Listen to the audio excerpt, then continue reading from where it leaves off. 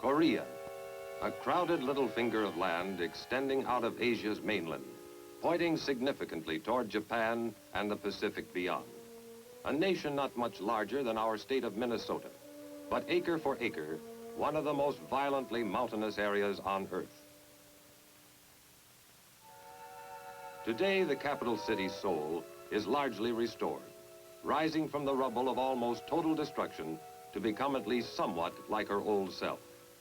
The Capitol building wears a new dome, but nothing short of complete rebuilding will ever erase the battle scars in these walls. As Koreans today know it, the peace is an uneasy armistice in a divided nation. But with the dogged stoicism of a culture 4,000 years old, they go about the business of living, knowing as they do that for the living, there is no other course. In the markets, the scrap pile school of architecture prevails, but business is as colorful, noisy, and aromatic as it ever was. North of Seoul, the mountains rise in sharp volcanic disorder. Green foliage has returned to slopes once blasted bare by TNT and napalm, but at the summits, eyes still keep watch to the north. Along the demilitarized zone, or DMZ, entrenched forces face one another across no man's land. Here, the armistice decreed, the armies would pull back from one another, forming a buffer zone among the mountains. Once again, Korea, the ancient mountain kingdom of Chosen, is in fact the land of the morning calm.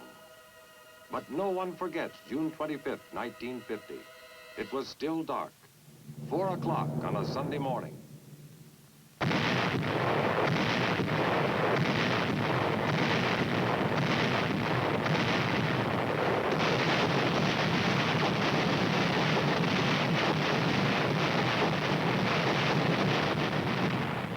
South Korean villages awoke to a world suddenly filled with noise and plague.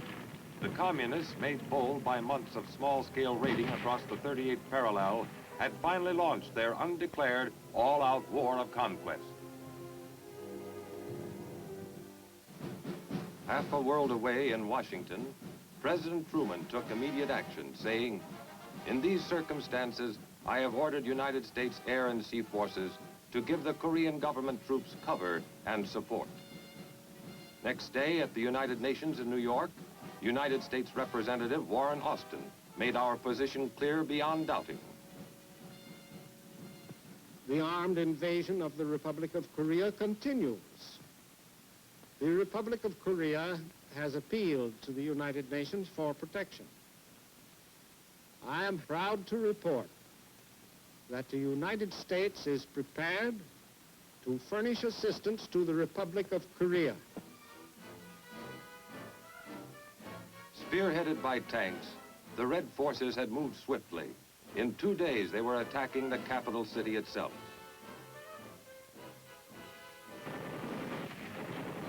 Seoul fell the next day, June 28th. By June 30th, the communists had crossed the Han River south of Seoul and fought through the rail city of Yongdong-po. With their heavy Russian-made tanks, they thrust aside South Korean resistance, racing down the corridor which led through Anyang toward Suwon. Here the helpless and homeless gathered, only to be told they must flee still farther southward. Everywhere they saw their outnumbered countrymen rushing north to join the battle. Less than a dozen combat planes were available, several of them piloted by Americans. The Korean-American Volunteer Group. What little you could do with only 10 aircraft, we did.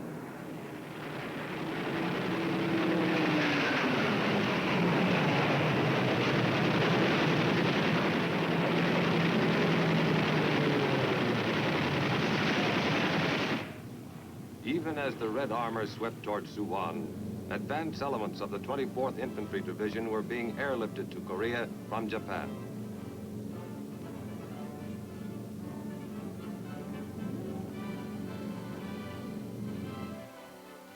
Their coming was known to the people.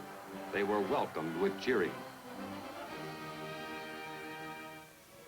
4 days later, they met the enemy south of Osan, and the cheering was forgotten. Man, I was scared. I didn't know it was going to be like that.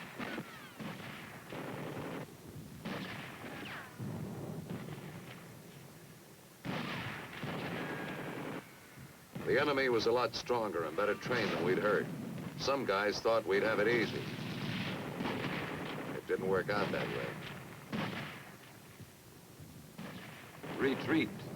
The few heavier weapons covered each withdrawal as best they could. Where they had divisions, we had companies. Pull back, fight, pull back again. 4 days and nights, nobody slept. We started with a good many green troops. Now anybody could still pack his gear, he was a veteran.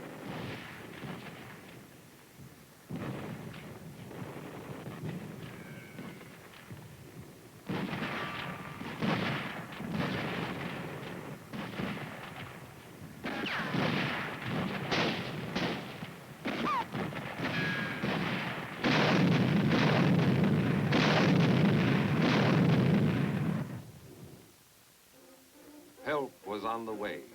In Pusan to the south, more 24th Division troops and equipment were arriving by ship. Not enough, not nearly enough, but it was a start. Generals Walton H. Walker and William Dean had a tough assignment. Undertake the work of several divisions with elements of only one. One day I looked up and there they was. Man, if I said those fresh troops looked good, I'd be lying. They were beautiful. Not only just troops, but trucks with more heavy stuff. And tanks.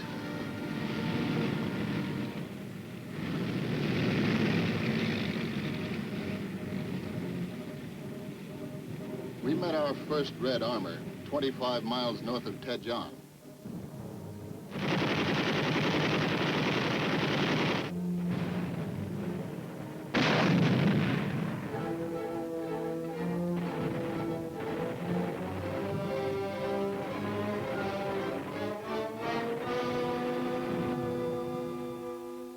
July 13th, Yokota Air Base, Japan.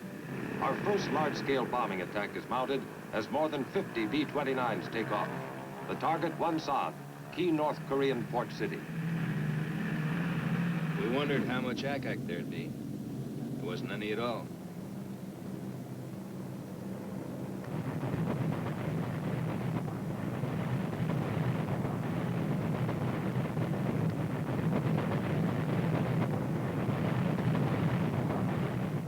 Things were gonna be a little slow around Wonsan tomorrow.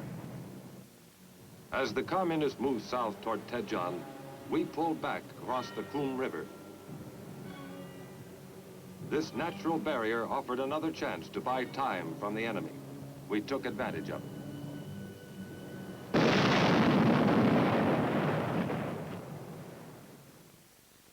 The Air Force was playing a leading role in our attempt to delay the communist advance. Lacking bases in Korea, F-80 jets adapted oversized wing tanks for the long flight across the Sea of Japan.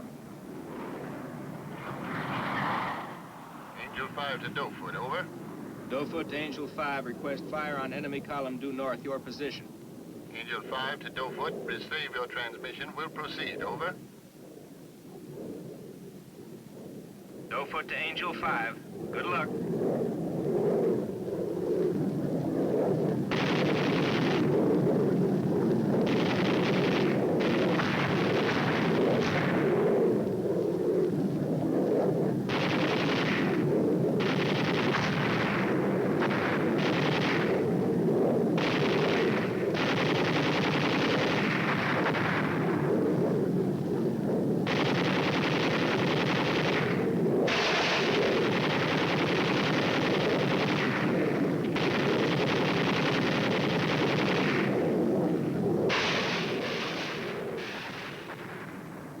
July 18th, the Sea of Japan.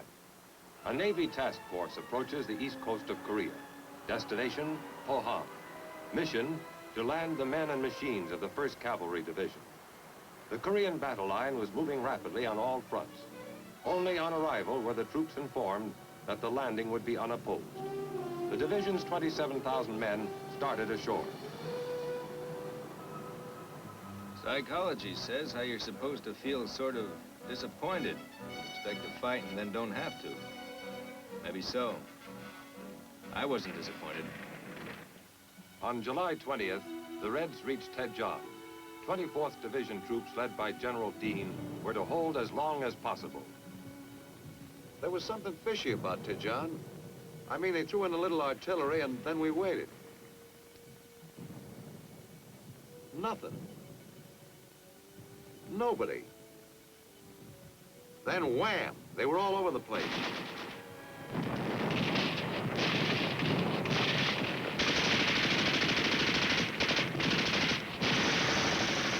We found out we were surrounded.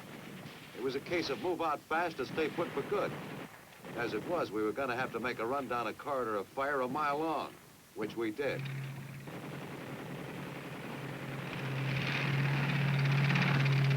We had bought more time, but Daejeon was gone, and with her, General Dean. We traded time for space. 2 weeks for the land between Daejeon and the Naktong River. From behind the wide, deep waters of the Naktong, we could test our growing strength. We cut the bridges and poured our fire on the opposite banks.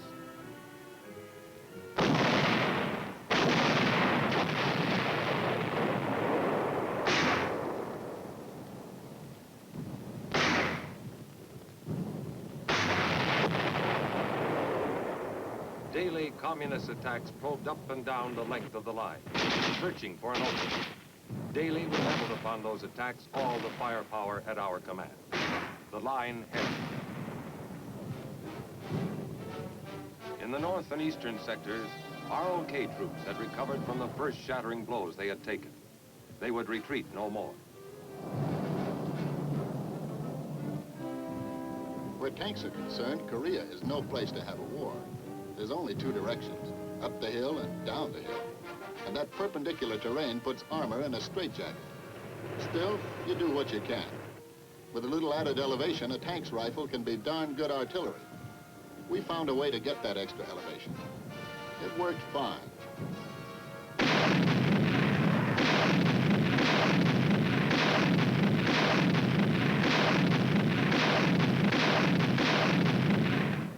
Early in August, General William Keane received orders to carry out our first large-scale offensive action. The enemy was trying to punch through in the south and capture Pusan. Task Force Keane, composed of General Keane's 25th Division, the 5th RCT, and the 1st Provisional Marine Brigade, was to repel this attack.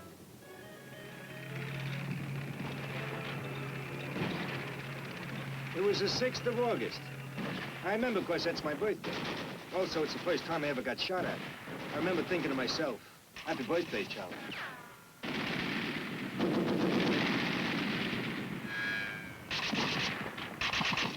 The word came down. Time to move again. We had to get to high ground, set up a base of fire. The armor took charge of the low ground. And from the ridge line, sparked by the Marine Brigade, foot soldiers unleashed their fire. Methodical, concentrated, deadly.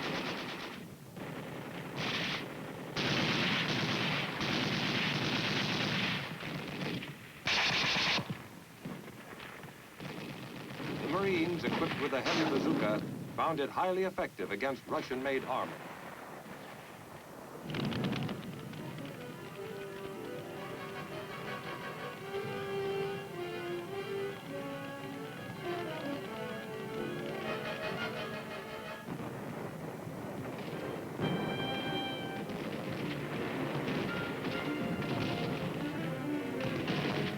In the valley beyond, Marines and soldiers faced a dirty, dangerous task: to clear the area of Red snipers and stragglers.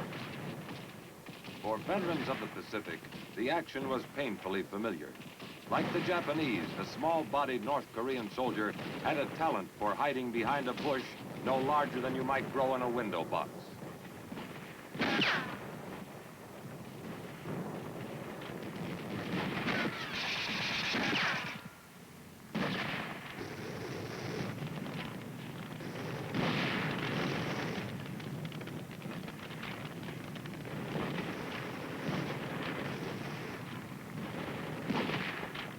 Task Force Keene took its quota of prisoners.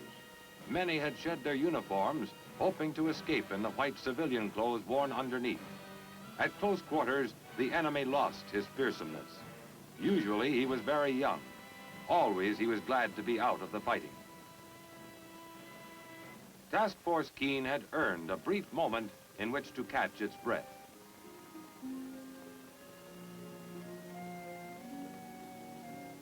Pusan Harbor, August 29th. The first non-American troops to join the UN forces in Korea arrived from Hong Kong. 2 battalions from the Argyle and Sutherland Highlanders and the Middlesex Regiment. Tell the straight truth, we was happy to reach Korea. The past 6 months, we'd been sweltering in Hong Kong. And it's so bloomin' hot, we were scared to dig a hole for fear we'd bust right through into hell. At least over here, we'd be cool enough so's a man could enjoy his blinking tea time. September 1st, an all-out red offensive across the Naktong tightens our circle of defense. The siege of the Pusan perimeter is on. In the Sea of Japan, Task Force 77 carriers speed up their operations.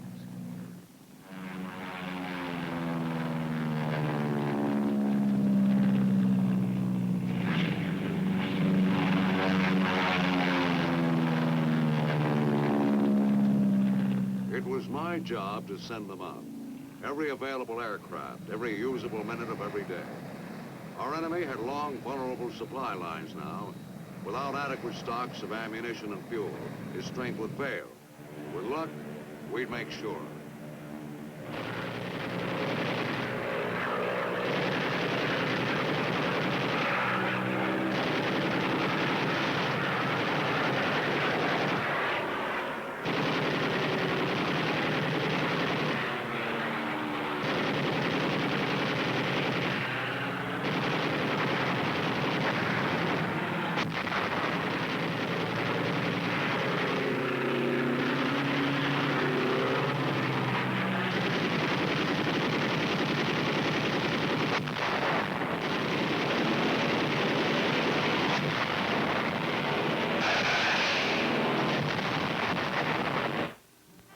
Perimeter held, and within its circle at Pusan, our strength was mounting daily, even as the Red Armies were dissipating their own. Food, ammunition, supplies, all the tools of war were being stockpiled. Our days on the defensive were nearing an end. On September 15th, 1950, the UN forces take the offensive. An assault fleet appears off Walney Island at Incheon Harbor, 150 miles behind enemy lines. It's a daring end-run maneuver which takes the sleeping enemy completely by surprise.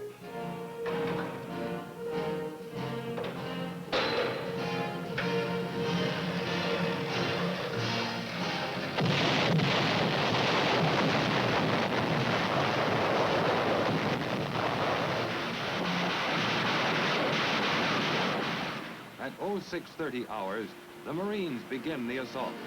The naval barrage has cleared the way for them, but this is still a risky operation. Headquarters must gamble on the first try being good. Incheon's violent 30-foot tides leave no time for a second attempt. We had orders to neutralize resistance and do it fast. Dig them out and cover up the holes.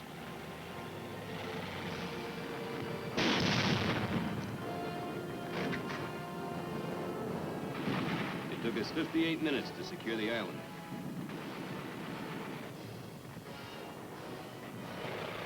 With the next tide, more Marines move into the streets of Incheon itself.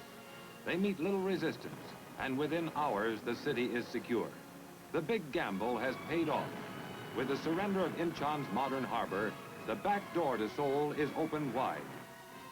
Simultaneously in the south, the reinforced 8th Army breaks out of its Pusan stronghold, splitting the encircling Red forces as it thrusts across the Naktong River to begin its drive northward. At Incheon, the 7th Infantry Division swarms ashore to strengthen the UN foothold in the north. Thousands of enemy troops are being trapped in the southwest as the Pusan spearhead races north to join up with Incheon forces. On the way to Seoul, we took a good many prisoners, too. But they didn't come easy.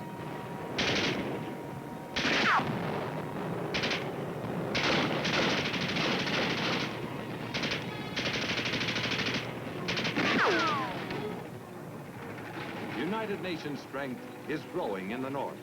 Men and machines, first hundreds, then thousands, flow inland from the sea to join the attack toward Seoul. With each step, however, they meet stiffening resistance as the retreating enemy consolidates his forces. At Pusan, still another nation joins the growing UN command as 1,200 men of a crack Philippine regimental combat team come ashore. And at Kimpo Air Base, south of Seoul, men of the 187th Airborne Regiment arrive from Japan to become the first paratroop unit to enter the conflict. This newly recaptured airfield has also become an advanced base for increased air attacks on the enemy's supply and escape routes.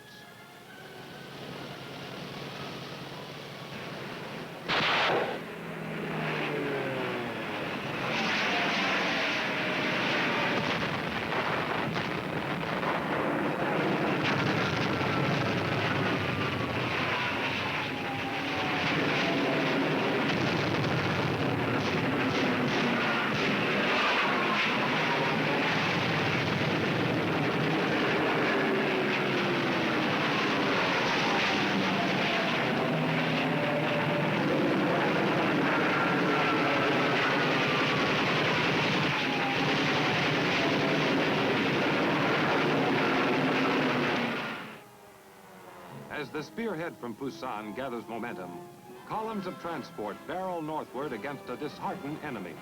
In many towns, the entire populace turns out to shout its welcome. It was like France all over again. Couldn't understand what these people were saying either. Some places, nobody was around to say anything. It's only about 20 miles from Incheon to Seoul, paved highway all the way. But it took us a week of hard fighting to make the trip. Finally, though, our amphibious gear, crammed full of rock and American Marines, started massing up at the Han River across from Seoul. It was time to retake the city. The softening up process got underway.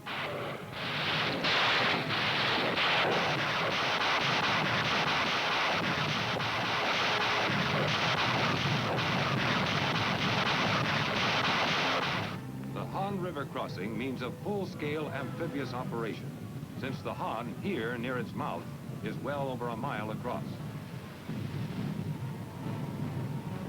The Reds who had thrown back an earlier night attack were gone, pulled out to dig in among the streets of Seoul itself. The battle for Seoul was rough. 10,000 communist troops garrisoned every building and street junction with orders to fight to the death. A great many did.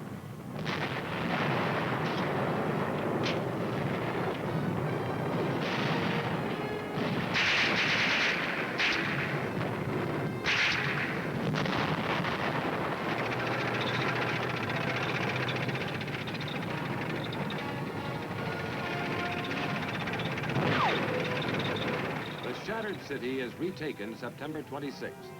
During the battle for Seoul, the trap is closing swiftly about Red forces in the southwest. The day after Seoul falls, troops from the 7th and 1st Cavalry Divisions join up just south of Suwon.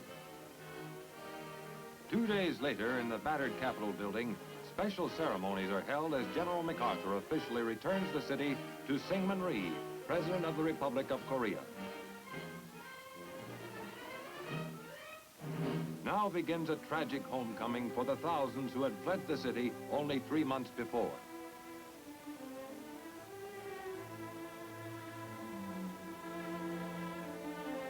look at these people, scratching through the ashes of what used to be their homes. Wonder where they got the guts to go on. Still, I guess we'd do the same back home if it came to that.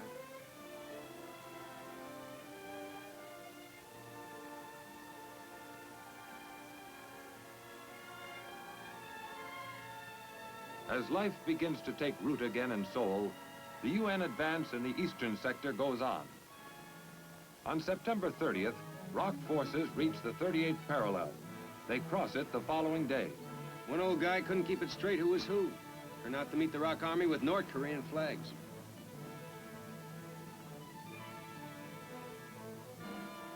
The end of September finds the war back where it started, but the cost has been great.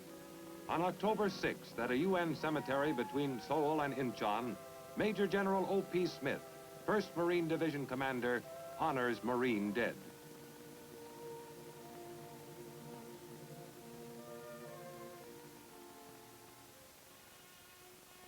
Representing the Army is Major General David Barr, 7th Division Commander.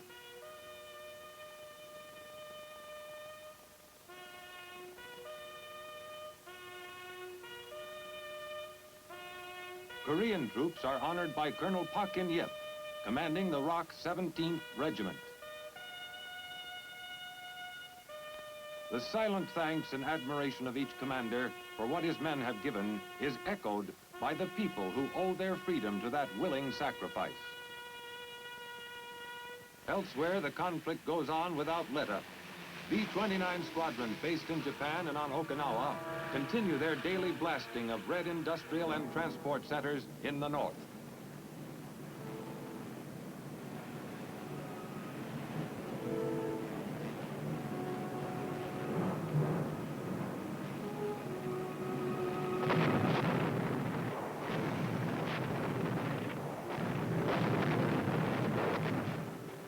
It was a funny situation.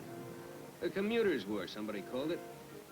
You'd eat breakfast with your wife and kids, spend the day over some rail center or factory or harbor, and head back home to sleep in your own bed at night. Funny situation.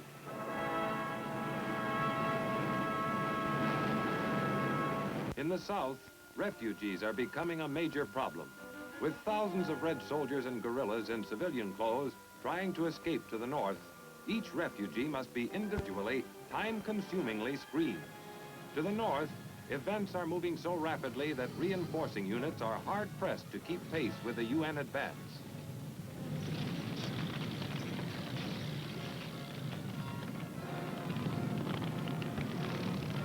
On October 9th, Kaesong is taken. This surrender frees the last South Korean city held by the Reds. Then on the east coast, Wonsan. Just 2 days after the fall of Kaesong, ROC 3rd Division troops seized the port of Wonsan, having marched 287 miles in 20 days to get there. They met little resistance.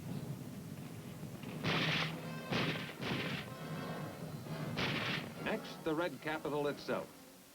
On October 17th, men of the 1st Cavalry Division worked their way into the outskirts of Pyongyang.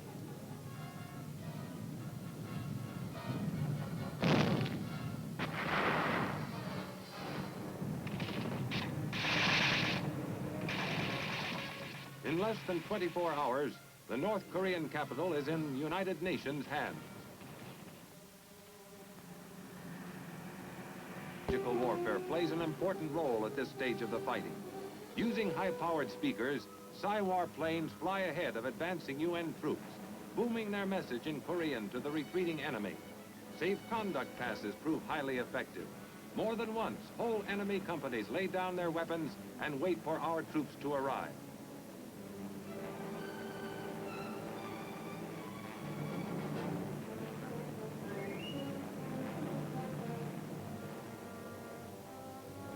Two days after Pyongyang falls, our first combat airdrop in Korea gets underway in an attempt to cut off retreating Red forces north of Pyongyang.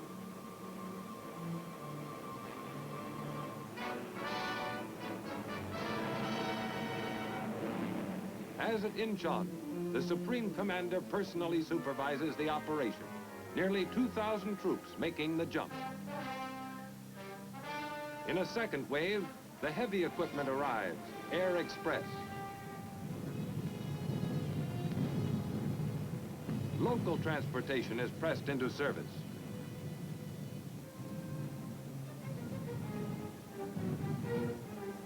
Next day, 1,800 reinforcements jump, but the enemy has already fled northward.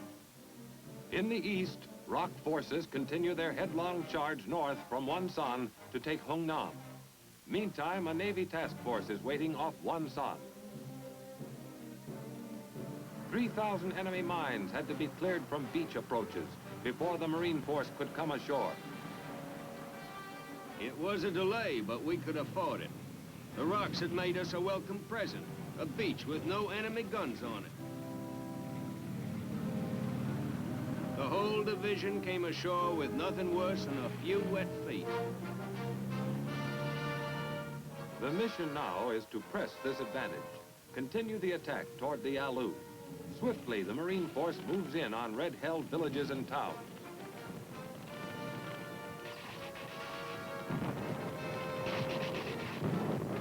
And just as swiftly, out the other side. Spirits are high. 3 days later, and more than 100 miles closer to the Yalu, the 7th Division makes its landing at Iwan. Ships of every description swarm into shallow water to disgorge 7,000 men and their machines. Their only opposition, the deep, loose sand of Iwan's beaches.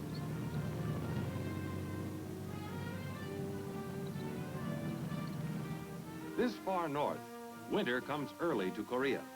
Cold weather uniforms are welcome as the division moves out to rejoin the attack. To the west, Marines are advancing over ground frozen harder every day. News of their approach runs ahead of them as village after village is liberated. North Koreans meet freely, and the Christians among them pray openly for the first time since 1945.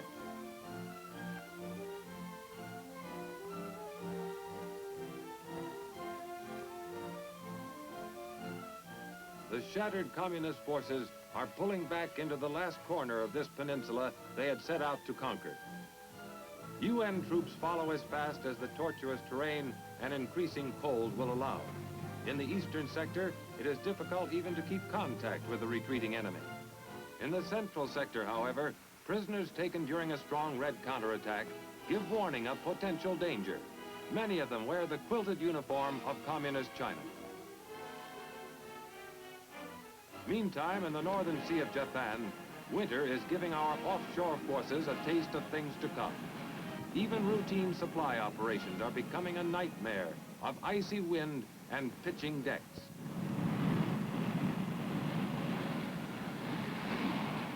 We kept our aircraft warmed and ready to take off the minute the weather lifted. But meantime, the Reds would have a lot less trouble moving troops and supplies on Korean roads. We didn't like that thought much.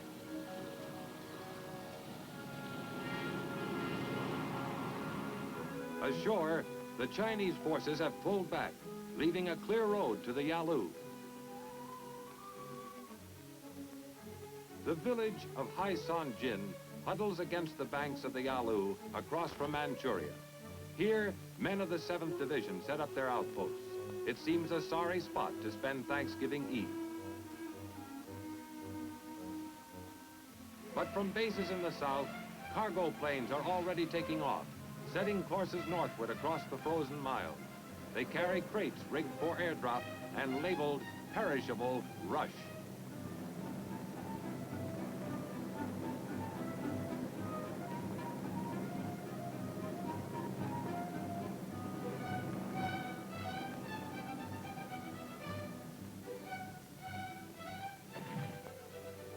Turkey and the trimmings, courtesy of the U.S. Air Force. All over Korea, mess kits overflow with steaming potatoes, giblet gravy, cranberry sauce, the works. Along the Yalu, everything is quiet. Every man, no matter what his duty for the day, shares in the traditional feast of gratitude.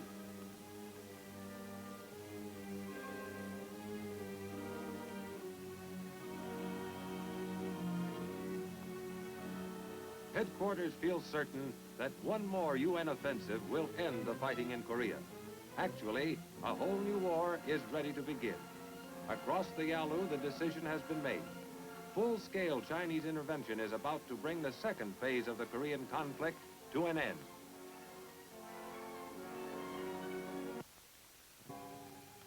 Eighth Army's end of the war offensive was launched the day after Thanksgiving in 1950. It started out smoothly, but by nightfall of the second day, the UN was facing a new enemy in Korea, and a new war had begun. The Chinese rolled swiftly southward, splitting the Allied line and cutting off Marine and 7th Division troops in the east near the Chosin Reservoir.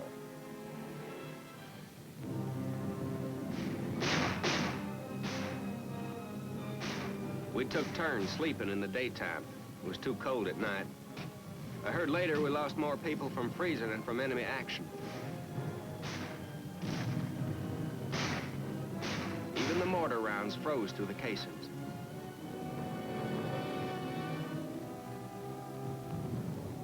The Chinese had an awful lot of people between us and the beach, but the harbor at Hungnam was our only way out.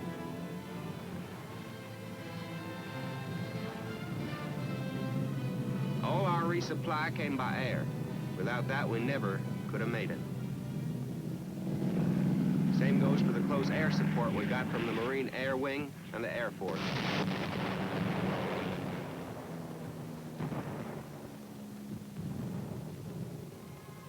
They fought their way toward the sea through an enemy force which outnumbered them 5 to 1. Pausing only to evacuate wounded by air from Hagaru, they pushed on, reaching safety on December 10th.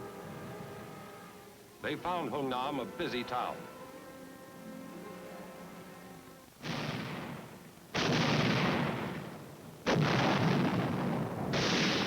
Within the harbor's perimeter, heavy weapons worked around the clock, throwing up a curtain of fire through which the enemy divisions dared not pass. Behind the guns, a near miracle of planning, organization, and teamwork was taking place. A massive amphibious landing in reverse.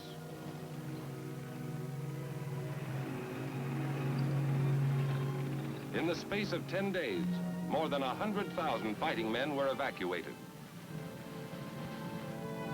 North Koreans, by the tens of thousands, flocked to the dock area to plead for evacuation.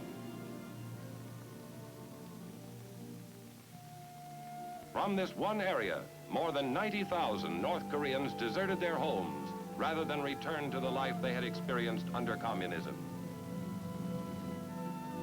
We were the last to leave. When we were gone, the harbor would be too. We set blocks of TNT and laced hoses filled with jellied explosive all along the waterfront.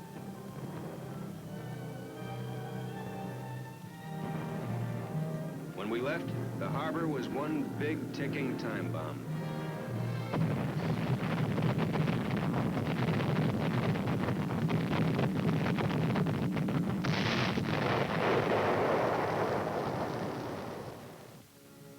The evacuation convoy steamed southward toward the free ports of Pusan and Pohang. Their troops would reland, regroup, and move back to engage the enemy. The military withdrawal by land was orderly as the rest of the 8th Army pulled back once again across the 38th parallel. But for hundreds of thousands of civilians trying desperately to outrun the advancing communists, the journey southward was a nightmare of cold, weariness, and confusion. Old people pulled loads meant for oxen, or carried their precious few belongings on their backs.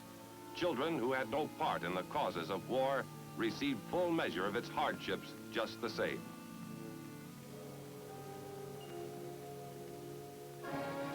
On December 27th, General Ridgway arrived to replace General Walker, killed in a tragic Jeep accident.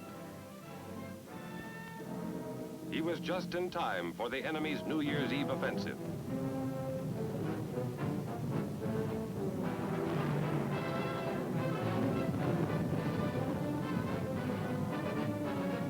Once again, UN troops pulled out of Seoul, blowing the Han River bridges behind them.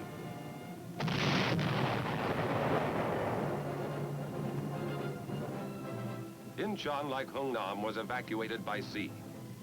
Here, too, we took pains to leave nothing behind which the enemy could use.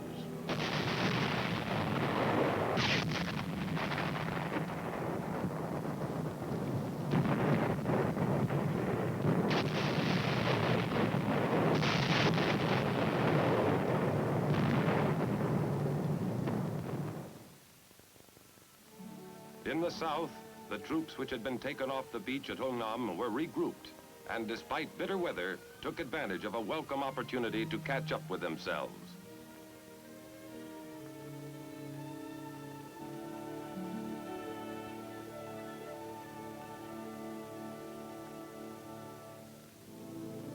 By mid-January, the enemy offensive had bogged down. Using fire-hardened troops, Ridgway launched a series of short, high-powered thrusts called Operation Killer. The enemy held a huge numerical advantage. Ridgway was out to eliminate it.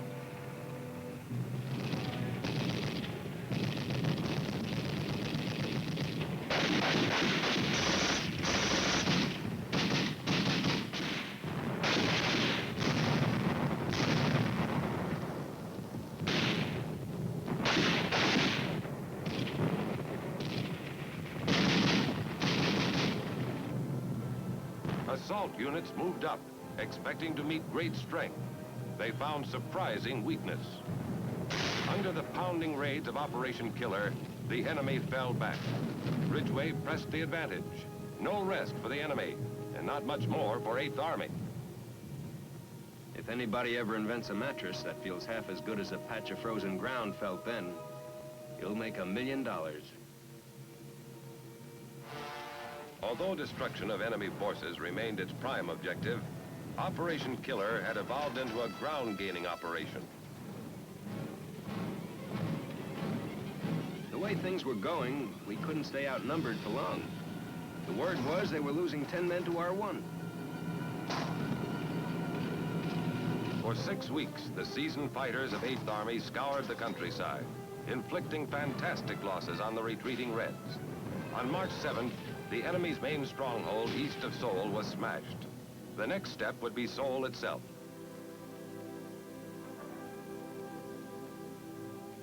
On March 15th, Korean troops entered the city. They found a few old people and children. The communists had fled. Across the full width of the peninsula, the enemy was retreating. Figure this one out. We're chasing them, and they're leaving surrender posters behind for us.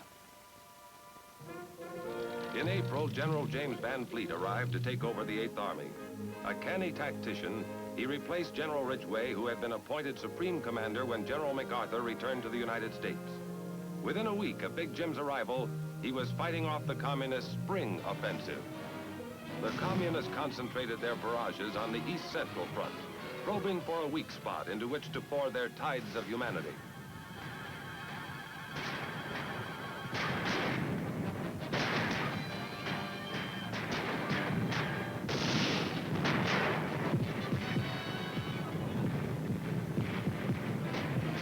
All available UN forces were needed to slow the enemy's human wave tactics.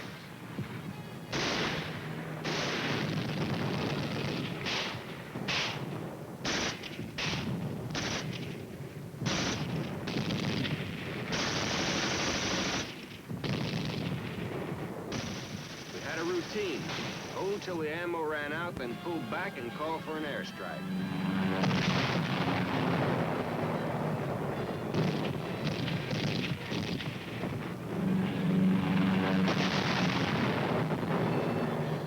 When foul weather grounded the Air Force, units north of Seoul were forced back across the Imjin River.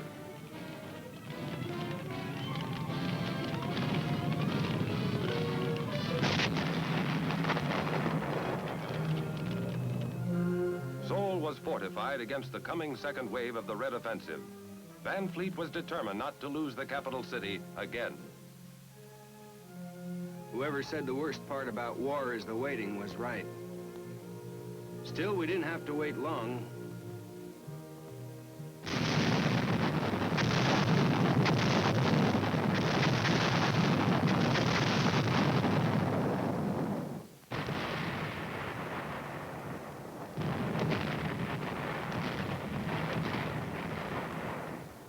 Every road, every valley approach had been zeroed in beforehand. The enemy lost thousands of men breaking through the curtain of fire, then faltered and lost his advantage. As the enemy turned once again to retreat northward, Van Fleet followed with mobile firepower.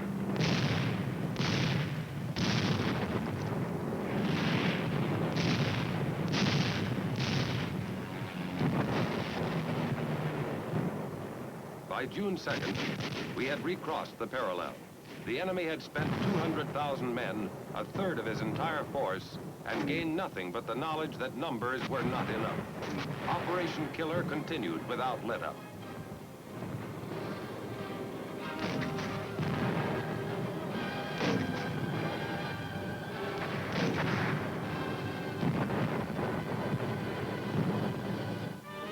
Within a month, truce feelers materialized into the first meetings at the red-held city of Kaesong. World peace hopes soared. The chief UN negotiator was Vice Admiral Turner Joy. His opposite number, North Korea's chain-smoking General Nam Il. Pessimistic correspondents predicted the talks would drag on for as long as 6 weeks. With the opening of truce negotiations, the line became stabilized. With minor fluctuations, it would remain much the same until the ceasefire. New battle techniques were developed. In the eastern sector, a Marine battalion made history by securing a hill in no man's land from the air by helicopter. The first wave landed a shore party which would clear the small landing area needed.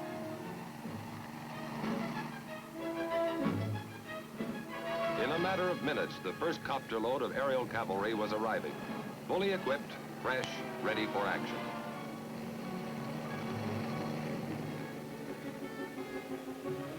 By using copters, the Marines secured commanding high ground within enemy territory without having to fight their way to it. Copters supplied the operation and evacuated troops at its completion, opening the way to a new concept in tactical troop movement.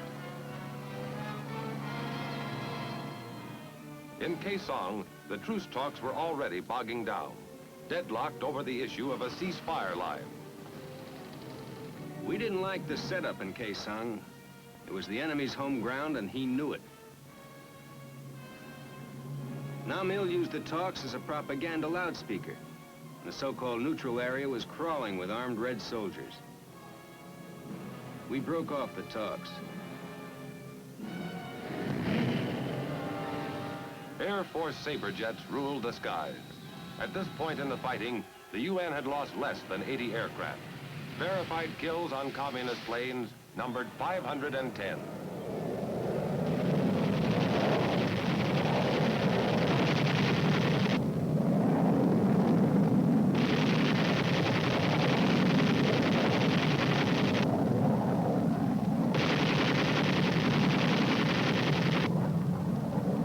On the sea, as in the air, United Nations firepower went virtually unchallenged.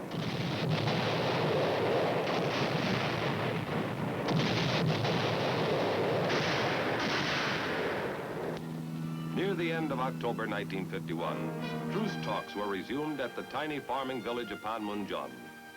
The UN delegates offered a compromise. They would accept the communist proposed ceasefire along the present battle lines if all other problems could be ironed out within 30 days. If not, all bets were off. The war virtually stopped, except for the constant booming of artillery.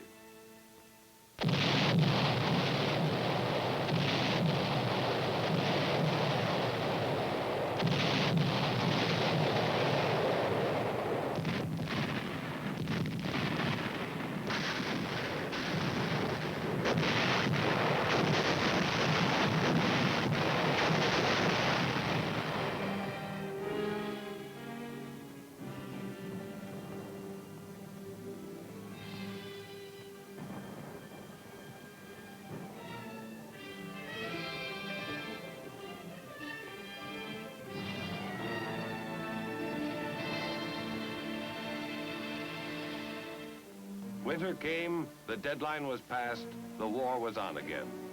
The deadlock issue now was the right of prisoners to free choice in the matter of repatriation. Both sides were adamant. Meantime, across the breadth of Korea were fought the Bloody Hill battles, names not difficult nor pleasant to remember.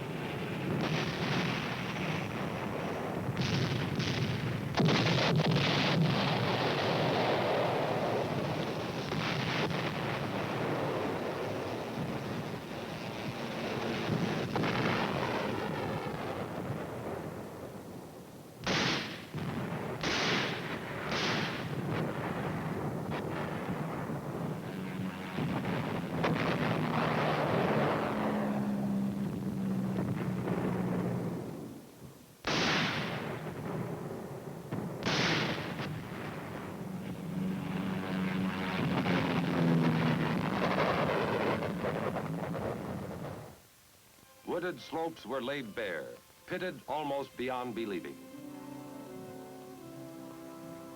This war had reverted to the style of 1914, opposing trench lines facing one another, night patrolling and local attacks across the no man's land which lay between. It was costly, but there was no clear way out. The big break came in April 1953 with little switch. Stalin had died in March, and Malenkov had taken over. Immediately, he launched his worldwide peace offensive, and the Chinese agreed unconditionally to General Clark's standing proposal to exchange sick and wounded prisoners. The exchange went smoothly, and truce talks were resumed. Encouraged, the world listened for news of the final signing that would mean ceasefire in Korea.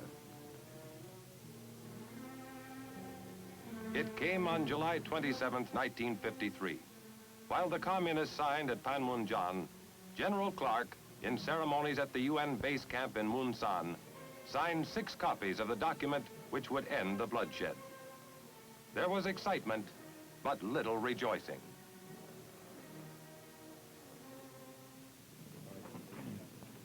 We have stopped the shooting.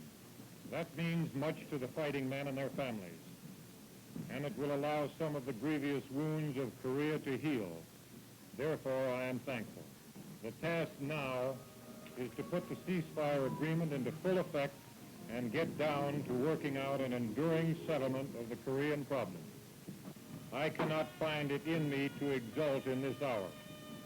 Rather, it is a time for prayer, that we may succeed in our difficult endeavor to turn this armistice to the advantage of mankind.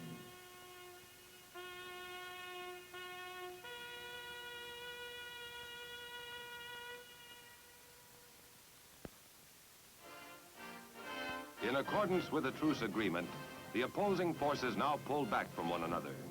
The open ground left between was to become the demilitarized zone, or DMZ.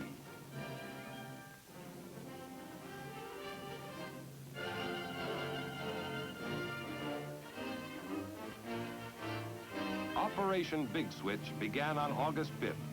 Some 13,000 UN prisoners returned, most of them South Korean and American. In Big Switch, communism received a telling blow.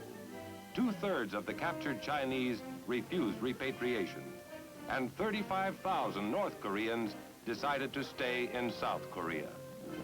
Among the returning Americans was General William Dean, captured in 1950 as he led his 25th Division in the defense of Daejeon.